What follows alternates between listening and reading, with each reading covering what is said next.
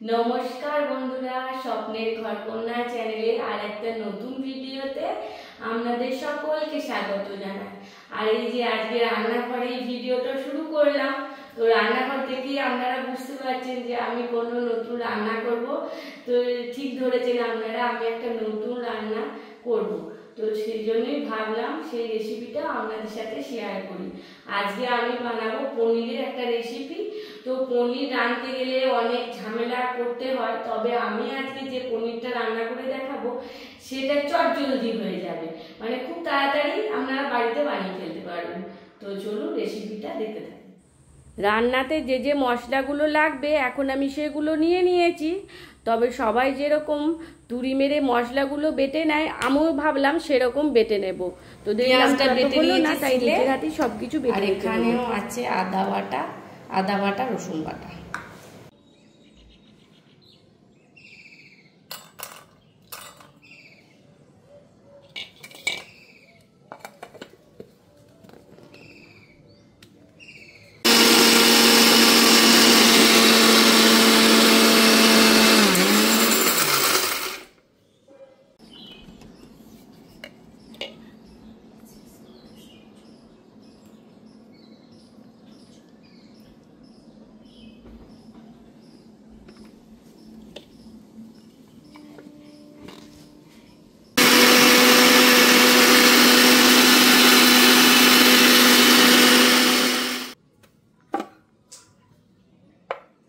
আর এদিকে আমি কাজু বাদাম আর টমেটোটা ভালো করে পেস্ট করে নিয়েছি।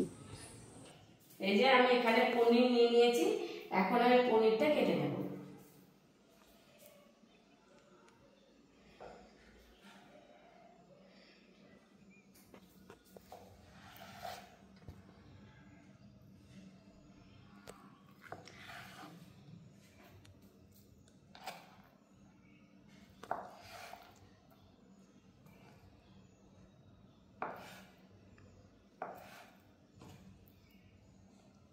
পনিরটা আমি একটু মিডিয়াম সাইজে কেটে নিচ্ছি, খুব বড় বড় করছি না।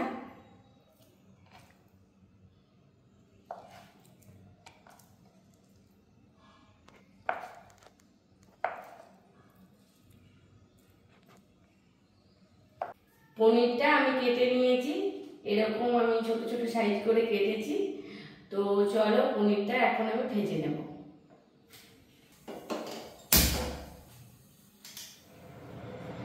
তো পনির সাদা তেল দিয়ে রান্না হয়, তো আমি সাদা তেল সেইভাবে ব্যবহার করি না, সেই জন্য আমার কাছে সাদা তেল নেই। তো সাদা তেল নিয়ে তো কি হয়েছে, আমি কিভাবে রান্না করেছি তোমরা দেখতে থাকো। এই যে আমি এখন সরিষার তেল দিয়ে দিলাম।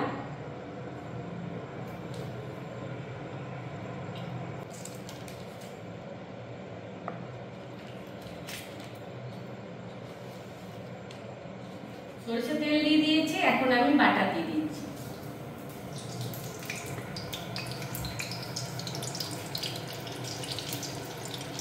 ওদিকে বাটাটা গরম হচ্ছে, এখন আমি এদিকে একটা কড়াই চাপিয়ে দিয়েছি।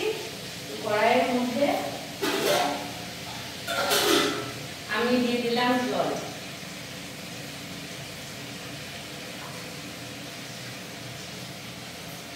তো জলে এখন আমি চিনি দিয়ে দিলাম।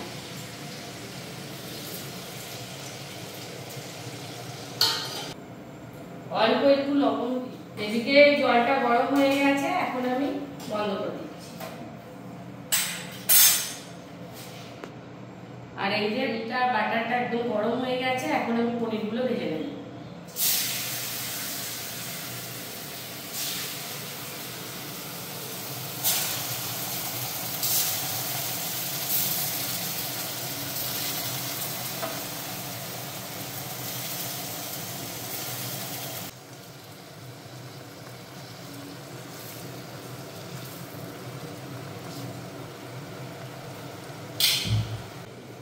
এই যে জলটা এখন আমি ঢেলে দিচ্ছি।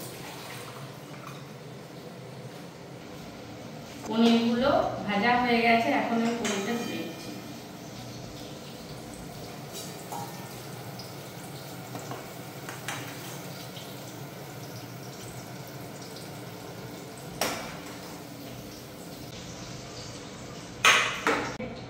আরো যে পনিরগুলো ছিল সেগুলো ভেজে নেব।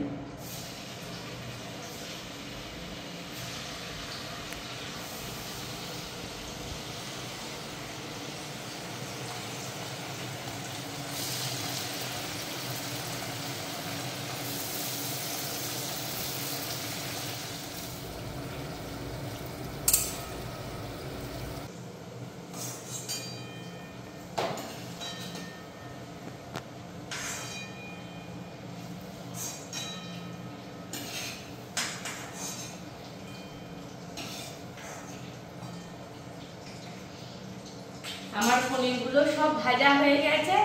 এখন আমি যে চিনি আর নুন দিয়ে যে হালকা গরম জলটা করেছিলাম এর মধ্যে আমি পনিরগুলো দিয়ে দিচ্ছি।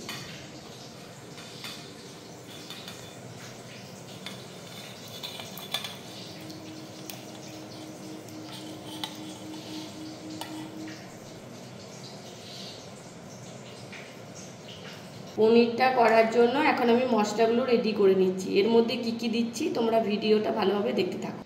অল্প জিরে গুঁড়ো দিলাম, ধনে গুঁড়ো দিলাম, কাশ্মীরি লঙ্কা গুঁড়ো একটু বেশি করে দিলাম, আর এটা হচ্ছে ঝাল লঙ্কার গুঁড়ো,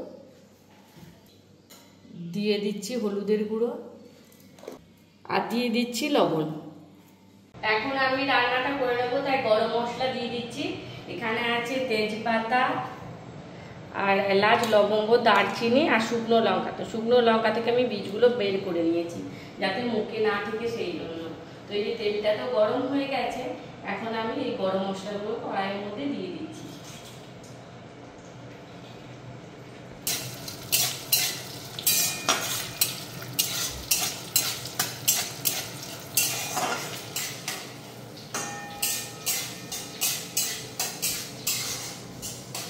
গরম মশলাগুলো দিয়ে হালকা করে একটু ভেজে নিচ্ছি। এই যে গরম মশলাটা ভাজা হয়ে গেছে, এখন আমি বেটে রাখা পেঁয়াজটা দিয়ে দিচ্ছি।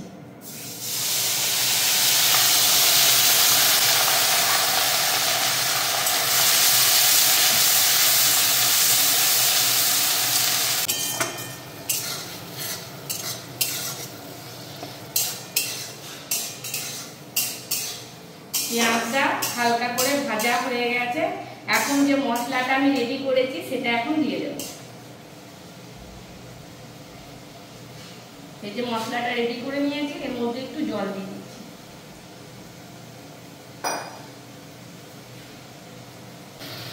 এখন আমি মশলাটা দিয়ে দিচ্ছি। বাটি ধোয়া জলটাও দিয়ে দিলাম। মশলাটা এখন আমি ভেজে নেব। মশলাটা কষানো হয়ে গেছে, আর এই যে মশলা থেকে তেলটাও ছেড়ে দিয়েছে, আর মশলার যে গন্ধটা সেটাও খুব সুন্দর বেরিয়েছে। এই যে কালারটা দেখুন, মশলা চেঞ্জ হয়ে গেছে একদম। তো এই সময় আমি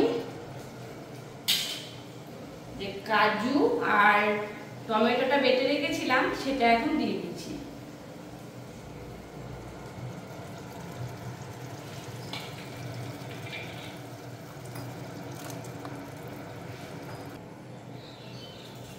এই যে এখন আমি মশলার সাথে কাজু বাটা আর টমেটো বাটাটা ভালো করে কষিয়ে নেব।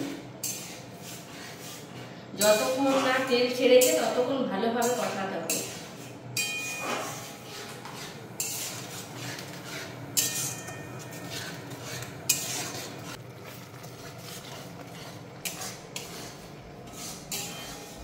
এই যে মশলাটা 15 মিনিট কষিয়েছি, এখন মশলা থেকে ভালোভাবে তেল ছেড়ে দিয়েছে। তো এখন যে পনিরটা ভিজিয়ে রেখেছিলাম সেই পনিরটা দিয়ে দেব।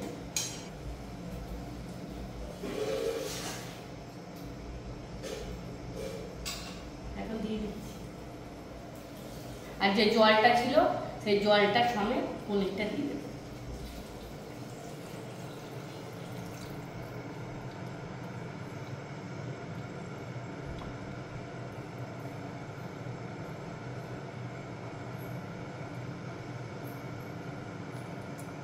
জলটা আছে সেটা পরে দেব।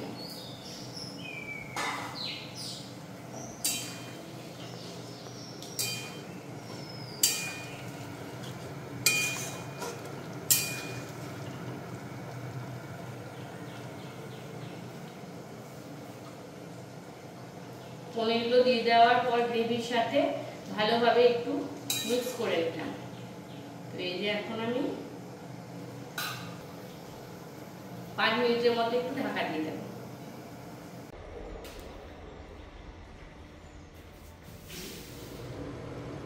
দু মিনিট হয়ে যাওয়ার পর এই যে ঢাকনাটা খুলে দিয়ে একটু নাড়াচাড়া করে নেব, না হলে তলে বসে যাবে। আর একটু সাবধানে নাড়াচাড়া করতে হবে, না হলে পনিরগুলো আবার ভেঙে যাবে। সেই জন্য একটু হালকাভাবে নেড়ে নিচ্ছি।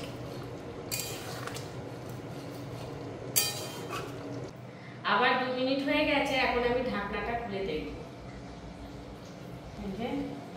ঢাকনাটা খুলে দিলাম, আর একটু নেড়ে নিই। জলটা অনেকটা কমে এসছে। এখন বাকি যে জলটা আছে সেটা দিয়ে দিচ্ছি।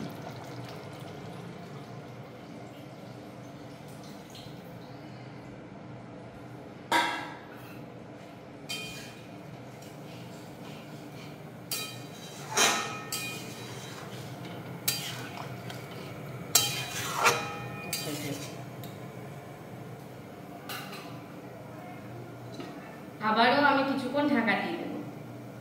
ওদিকে তো পনিরটা হচ্ছে, তাই এখন আমি কড়াইয়ের মধ্যে কাসুরি মেথিটা একটু দিয়ে দিচ্ছি, কারণ একটু মেথিটা ড্রাই রোস্ট করে নেব সেই জন্য। আর আমি যখনই পনির রান্না করি তখনই না কাসুরি মেথিটা একটু ড্রাই রোস্ট করে নিই, তাহলে পনিরের টেস্টটা দ্বিগুণ হয়ে যায়। আর এই যে কথা বলতে বলতে আমার কাসুরি মেথিটা ড্রাই রোস্ট করাও হয়ে গেছে। আর এদিকে পনিরটা এখন আমি ঢাকনাটা খুলে দিচ্ছি। খুলে দিয়ে একটু নাড়িয়ে নেব।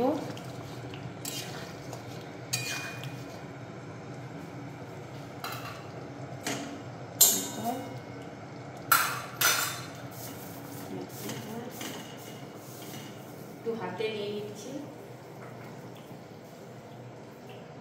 হাতে নিয়ে হাত দিয়ে একটু ডলে নিলাম। এই যে এরকম ডলে নিয়েছি। এখন আমি ওপর থেকে মেথিটা দিয়ে দিচ্ছি।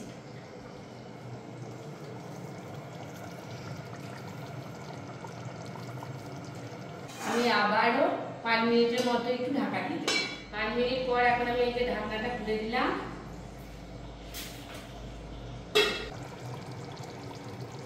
আর ওপর থেকে দিয়ে দিচ্ছি একটু বাটারের টুকরো।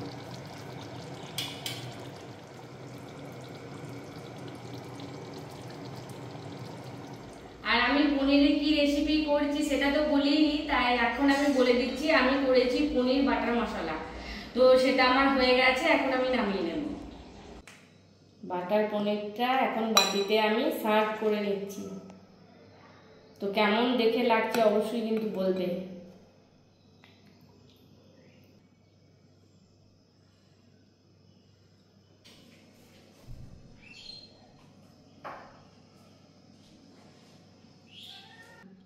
এখন আমি একটু বাটারের টুকরো দিয়ে দিলাম।